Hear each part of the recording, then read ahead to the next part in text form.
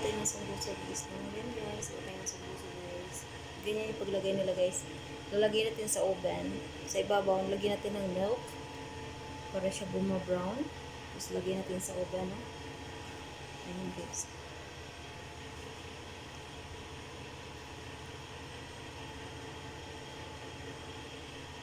Ayan, open natin yung oven.